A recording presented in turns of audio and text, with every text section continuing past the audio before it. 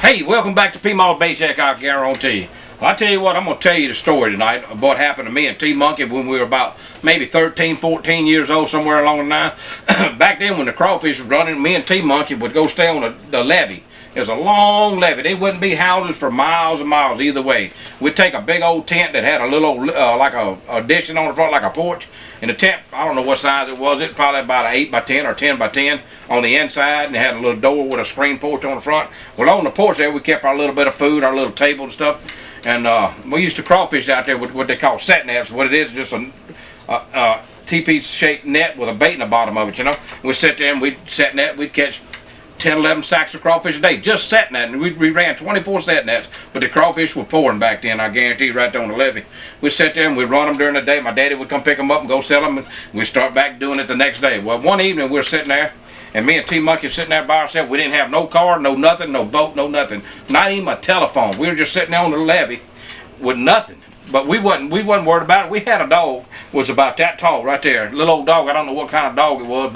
It was brown and black, I tell you right now. But I tell you what, that dog was not scared of a thing, man. I thought it would fight a mountain lion.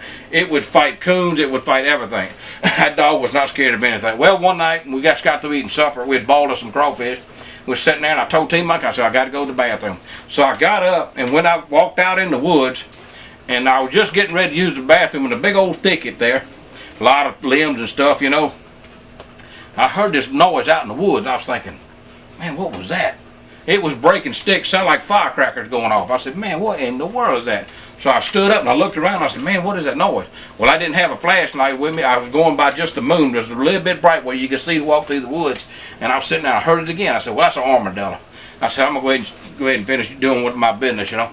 And all of a sudden, man, I heard limbs cracking again. I said, man, what is that? That is not an armadillo at all. So, man, I had chill bumps on my neck. Man, just the noise was unbelievable. It sounded like somebody taking a limb that big around and just breaking it. Pow! Big bottle rockets going off. I said, man, I got to get out of here. Now, I mean, you got to remember, I'm 13, 14 years old. You know, no transportation, no cell phone, no nothing. They didn't even have cell phones back then, probably. Well, I walked back to the tent and I told T-Monkey we had a fire going there with a Coleman lantern.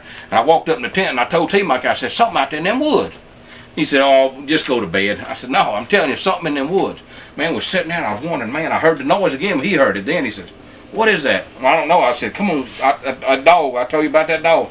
I shoved that dog out the tent and I'm going to tell you what, he ran and got under my cot with his tail tucked between his legs. And I said, man, what in the world? I've never seen that dog act like that, never. I've seen it fight coons, big old coons, just anything. He wasn't scared of nothing. That dog ran under my bed, would not move for nothing. Told T-Monkey, I said, there's something out there and there's something out there big. It's got this dog so scared. And we were so scared. All we had was a little old rifle, a little old 22 rifle.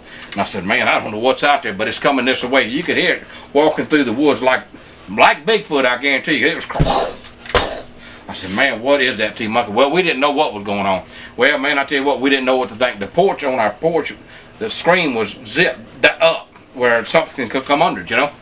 Well, I said, I don't know what to do. We thought about even running and jumping in the water because the water was about maybe 75 feet from the tent. We thought about jumping in the water, swimming out. We didn't know what it was.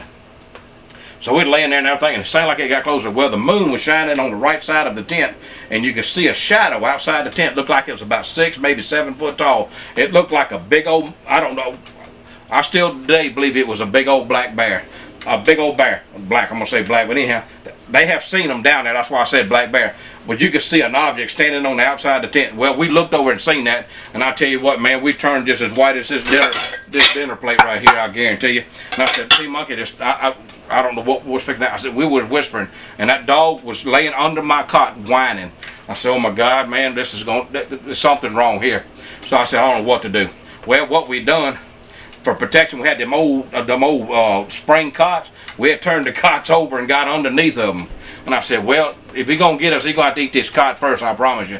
So we heard the noise under the tent on the porch, like he was tearing stuff up, man, and ripped, the whole tent was shaking and everything. And I said, oh my goodness, T-Monkey. So we turned the cots over and got underneath of them and held on to the springs like that right there. And I wasn't even about to grab that little old 22 rifle, because if it's a 6-foot bear, you sure don't want to shoot it with a 22 rifle. All you're going to do is make it mad, and then that's it. So we just got under the cot, and we're sitting there, and we were staring at each other from one side of the room to the next. The dog's laying right beside me. He's crying like a baby. Me and T-Monkey just about to cry, I promise you. I heard T Monkey over there whining a little bit, though. I tell you right now, I don't think all that was the dog. But man, like I said, you could actually see an object, not in the front of the tent, but on the right-hand side of the tent. Like I said, when the moon hit it just right, you could actually see an object at least 6, 7 foot tall.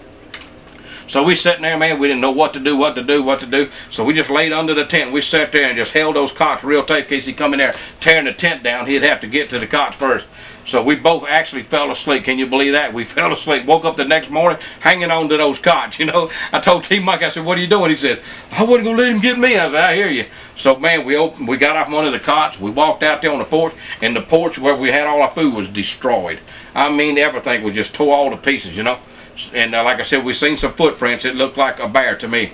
Like I said, you know, that was really, really scary thing. I just want to share that with y'all tonight. Like I said, it was pretty neat. There's a lot of stories like that. The ventures we went on, me and T-Monkey and Ricky and all out there in the boat. There's a lot of them. I mean, there's been times where we've encountered a lot of wild animals out there in the woods. Well, that was one of them. I thought it was pretty neat. I want to share that story with you. And I want to give all our fans a big thanks for supporting us and believing in us, because we believe in ourselves. And I'm going to tell you right now, we're coming back and we're going to be stronger than ever. You can take that one to the bank. See you later.